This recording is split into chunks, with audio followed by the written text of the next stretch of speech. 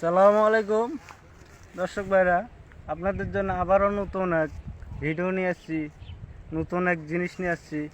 দেখুন, এই যে গাছটি, এই যে গাছ, এই যে দেখুন, আপনারা চিনছেন, এটিতে বলি আমরা ঢেকিয়া শাক। এটিতে বলি ঢেকিয়া শাক। এটার গুণাগুণ কি বলবো। যাদের বীর্য পাতলা, যারা স্ত্রীর কাছে সহবাস করতে পারেন না, তাদের জন্য এটা কার্যকর জিনিস। এটা আপনারা কি করবেন, কিভাবে খাবেন আমি বলে দেব। এই যে এটার যেমন কুমলা যেটা পাতা, এই যে এটা যেটা নরম কেবল হয়েছে মাঝখান থেকে নেবেন।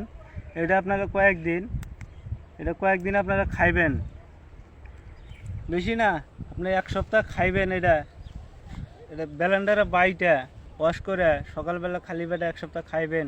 এটার গুণাগুণ কি বুঝতে পারবেন। এখন যদি আপনার স্ত্রী লাগে একটা, তখন লাগবে দুইটা, তখন নিজেকে নিজে কন্ট্রোল করতে পারবেন না। আমাদের ভিডিওগুলো দেখুন, এটির কত গুণাগুণ। এটির আরও এক গুণাগুণ আছে। এটা সবাই খায়। এটা পাক করে খায়, রান্না করে ভাজি করে খায়।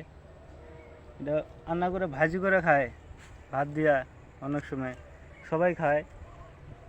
অনেক সময় এই দেখুন, এই যে কত সুন্দর। এই যে অনেক সময় এটি ভাজি করে খাইতে মজা লাগে। যে সময় ভাজি করে খাইতে মজা লাগে। এটার গুণাগুণ কি, আর একটা গুণাগুণ আছে। অনেক সময় কিছু মহিলা আছে বাচ্চা কাচ্চা হয় না, বাচ্চা নেওয়ার লাগে অনেক চেষ্টা করে। এইসব মহিলাদের এটা দিয়ে চিকিৎসা দেওয়া যায়।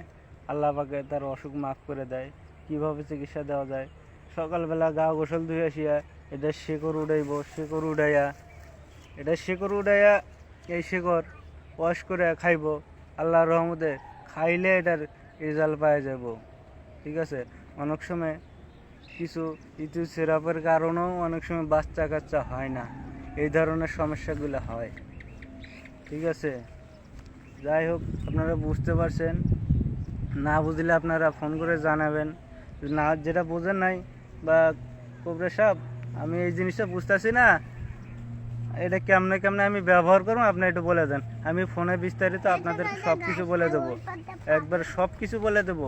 কিভাবে আপনি ব্যবহার করবেন, কেমনে খাইবেন, কিভাবে কি করবেন, সব কিছু বলে দেবো। কিন্তু আপনাদের কাছে একটাই অনুরোধ, আমাদের জিনিসগুলো দিয়ে যদি আপনাদের উপকার হয়, আপনাদের পাড়া প্রতিবেশী লোকদের উপকার করবেন। আপনাদেরকে আমি অনুমতি দিয়ে দিলাম। আমাদের গাছ গোছালি দিয়ে যদি আপনাদের উপকার হয়, আপনাদের পাড়া প্রতিবেশীকে উপকার করার চেষ্টা করবেন। আপনারা ভালো থাকেন। আল্লাহ হাফেজ।